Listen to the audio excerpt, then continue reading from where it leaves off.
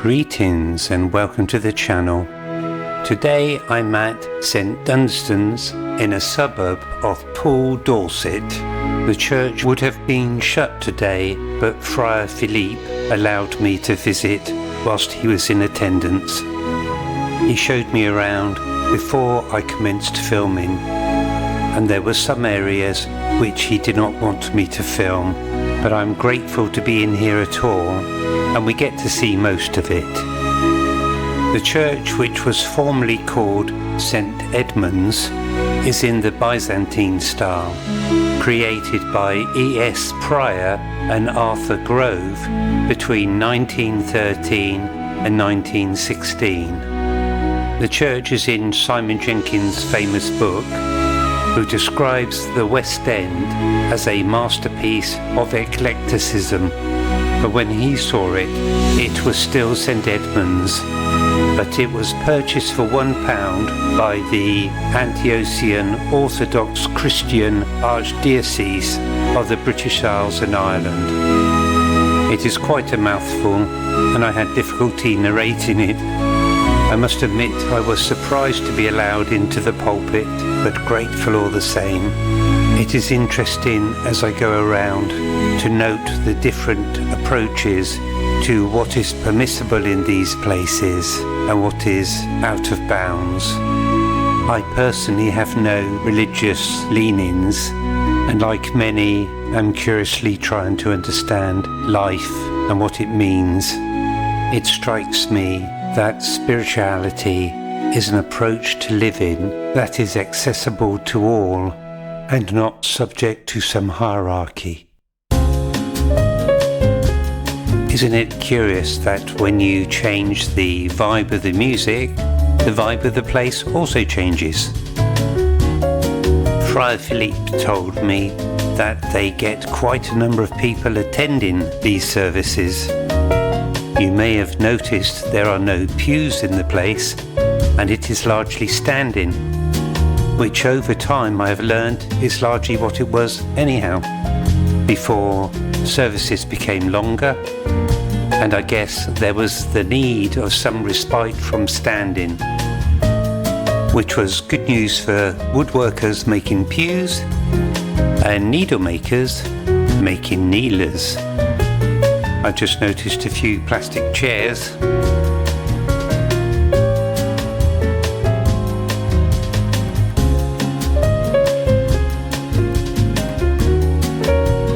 As we approach what I guess is the chancel area, you will notice these screens with icons on them.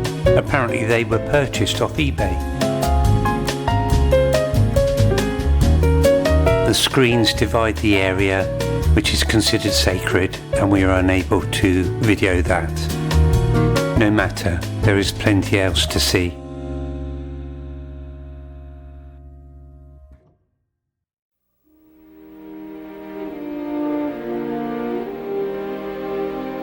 When I was younger, I remember being fascinated with a kaleidoscope toy, and I've often wondered why I'm drawn to these places, and it is to see things like this which remind me of that toy kaleidoscope.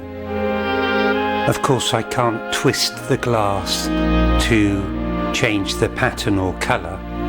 I usually have to twist my neck instead to look at another window, or perhaps to delight in angels.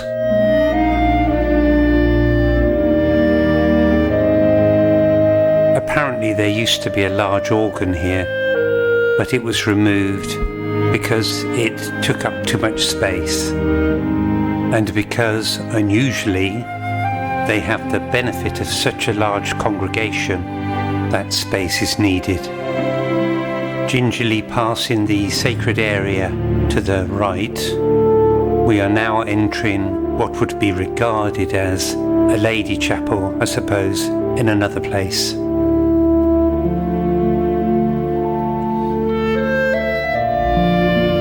Again, I was thankful for being allowed to film it.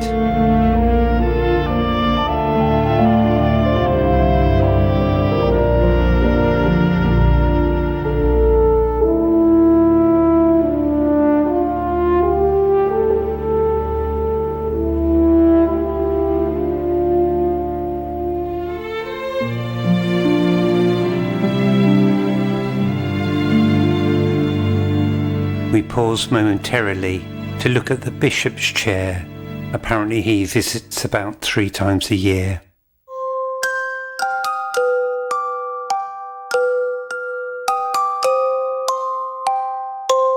Though there is no correlation between the music that I chose for this moment.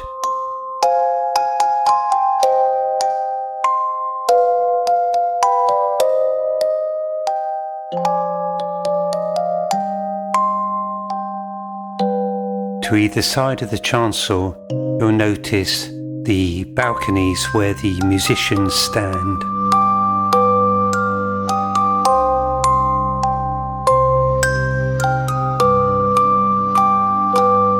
The place is filled with many icons, which impart a colourful sheen to the place.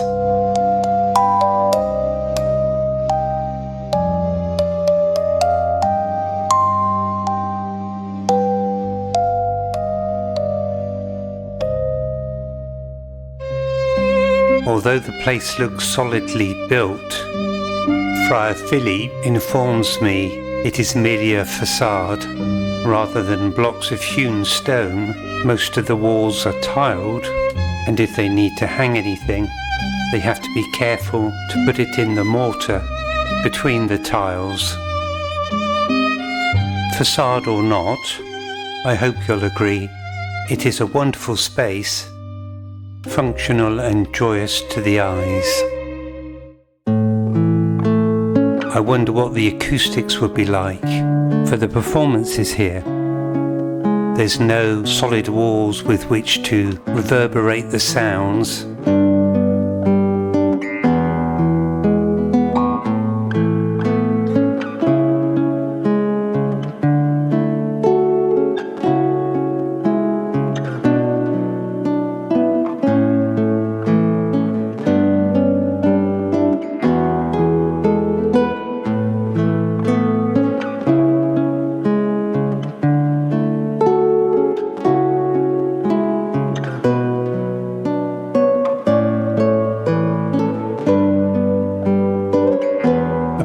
This is a Norman font, which is sort of stylistically out of place in this environment, but at least it is authentic. You can shop for icons here. It is not to my taste, but then it doesn't have to be. I wonder at the purpose of so many icons. Perhaps they have a functional purpose in meditations,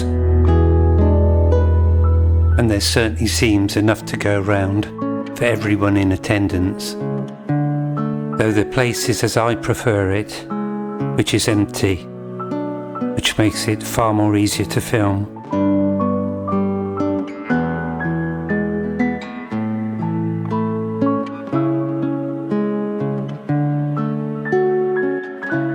Father Filip used to be in the Belgian army as a sergeant, and he seemed particularly keen to show me this remembrance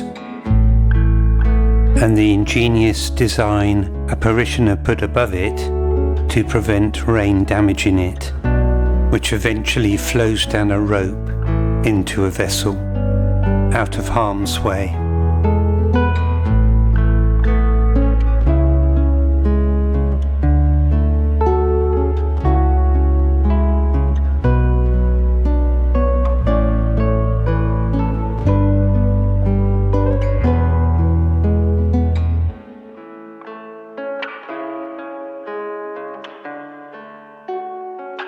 This area was cordoned off due to the possibility of falling masonry.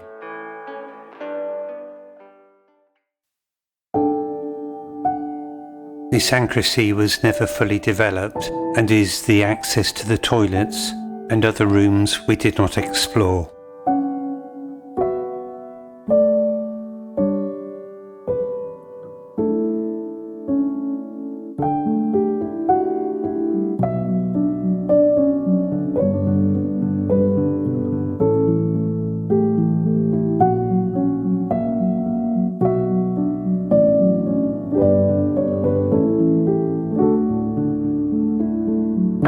thank you to Father Filip for his graciousness in allowing me to enter on a closed day. If you're able to donate to maintain the building, they would appreciate it. While the time is drawing near for me to leave this place, you may wish to hang around a bit longer to have a view of the photographs that follow the video, which is full of icons, amongst other things, but mainly icons. See you in the next one. Bye for now.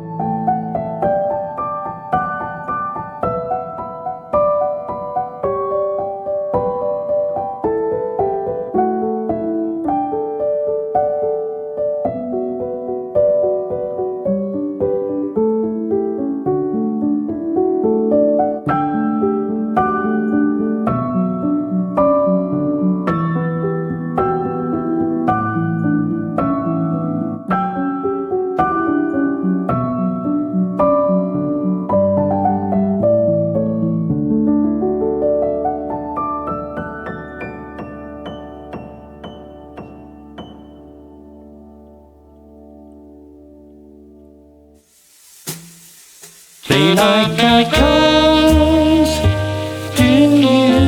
Let me know in the comments.